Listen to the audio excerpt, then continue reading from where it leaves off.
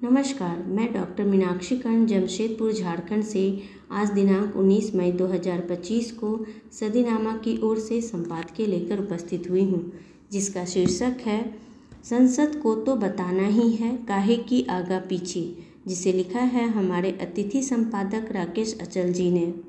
संसद किसी देश का विधायी निकाय होता है जो कानून बनाने, सरकार की गतिविधियों पर निगरानी रखने और जनता की आवाज़ को व्यक्त करने का काम करता है। संसद का मुख्य कार्य व्यवस्था को पारदर्शी भी बनाना है।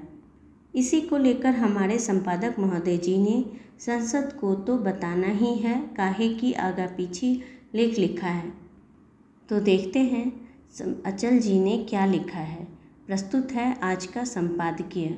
भारत सरकार ऑपरेशन सिंदूर के पहले और बाद का सच बताने के लिए सांसदों के सर्वदलीय प्रतिनिधि मंडलों को दुनिया के 33 देशों में भेज सकती है। विदेश सचिव इन सांसदों को ऑपरेशन सिंदूर और सीज फायर के बारे में ब्रीफिंग कर सकते हैं, लेकिन देश की संसद को बुलाकर सत्र करने के लिए सरकार तैयार नहीं है।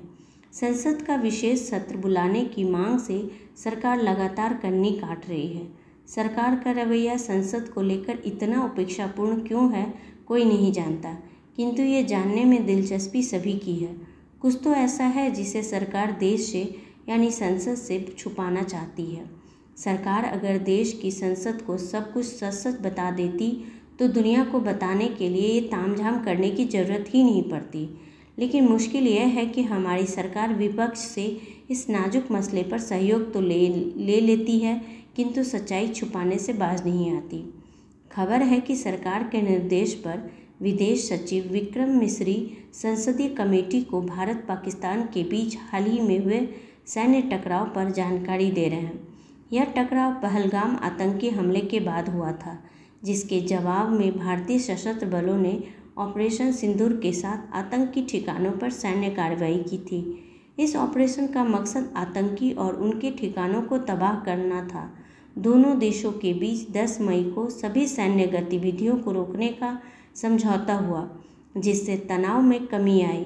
विक्रम मिस्री सरकारी मुलाजिम हैं, उनसे जो कहा जा रहा है वो कर रहे हैं। कांग्रेस सांसद शशि थरूर की अध्यक्षता वाली कमेटी को सोमवार और मंगलवार को भारत पाकिस्तान के संबंधों में वर्तमान विदेश नीति के विकास पर विस्तार से अवगत कराएंगे। इसके साथ ही जल संसाधन समिति की भी मीटिंग होगी, जिसका नेतृत्व बीजेपी के राजीव प्रताप रूडी कर रहे हैं। उन्हें विभिन्न सरकारी विभागों के अधिकारी बाढ़ की स्थिति, नदी के किनारों की सुरक्षा, मानसून में राहत उपाय और सीमा पार बहने वाली नदियों से जुड़ी समस्याओं पर ब्रीफिंग देंगे।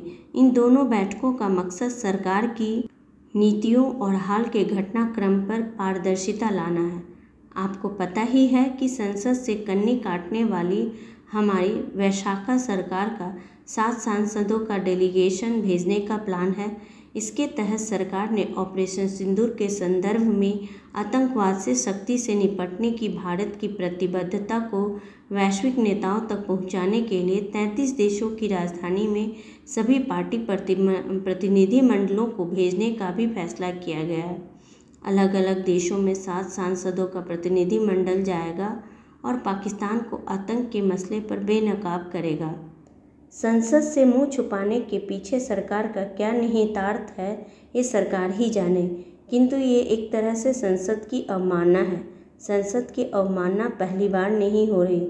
इससे पहले भी मणिपुर के मुद्दे पर विषय की पुरजोर मांग के बाद भी संसद का विशेष सत्र नहीं बुलाया गया था। सरकार ने संसद का विशेष सत्र नारी वंदन विधेयक को पारित करने के लिए जरूर बुलाया था। आप खुद तय कर सकते हैं कि सरकार के लिए क्या महत्वपूर्ण है, देश के भीतर बाहर के तनाव पर संसद को भरोसे में लेना या राजनीति के लिए कोई विधेयक पारित करना जिस पर फिलहाल अमल नहीं होना था। मौजूदा मुद्दे पर सरकार लाख चुप्पी साध ले, एक न एक दिन उसे संसद को यानी देश को ऑपरेशन सिंदूर और सीज फायर का सच तो बताना ही पड़ेगा। संसद देश की दाई है और कहावत है कि दाई से पेट नहीं छिपता। दाई से पेट छिपाना आत्मघाती साबित हो सकता है। दाई के पास अनुभव और इल्म दोनों होता है। बेहतर हो कि सरकार अपनी हठधर्मी छोड़कर दुनिया में ढोल पीटने के पहले देश की संसद को भरोसे में ले। विपक्ष पहले से बिना शर्त सरकार को समर्थन दे चुका है।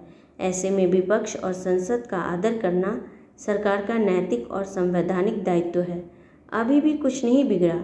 सरकार बिना देर किए संसद का विशेष सत्र आहूत करे।